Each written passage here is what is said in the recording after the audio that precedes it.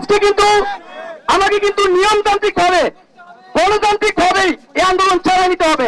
লাঠি হাতে নিয়ে আন্দোলন করার কথা আমার না। সেই জবাবটা আমরা আইন শৃঙ্খলা বাহিনীর কাছে চাই যে কেন আমাদের লাঠি হাতে নিতে হলো। তো বন্ধুগণ, সবার কাছে অনুরোধ থাকবে যে আপনারা কোনো ধরনের হটকারিতা করবেন না, হটকারিতা কোনো কিছু নিয়ে আসবে না। আপনারা সুশৃঙ্খল ভাবে, প্রথম কাজ হচ্ছে আমাদের হলগুলো আমাদের নিয়ন্ত্রণে নেওয়া। আমাদের হলগুলো ঐক্যবদ্ধ ভাবে আমাদের নিয়ন্ত্রণে নিতে হবে। বসে থেকে হল নিয়ন্ত্রণ করা সম্ভব না।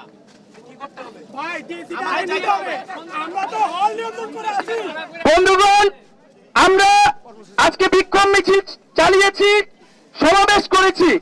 আমরা আগামীকাল যেহেতু মহরম, আমরা আগামীকাল সকলের সাথে আলোচনা করে রাতের মধ্যে একটি কর্মসূচি দিব। কিন্তু আমি বারবার বলছি, আজকে আন্দোলন শেষ হয়ে যাবে না। আজকে আপনারা বিশাল কিছু করেও ফেলবেন না। আপনারা যদি এই মনোবল না থাকে যে আজকে কি না হইলে আমি কালকেও দাঁড়াবো, এই মনোবল না থাকে আপনারা কেন আন্দোলনে আসছেন? আপনারা মনে করেন আজকেই সবকিছু করে ফেলবেন।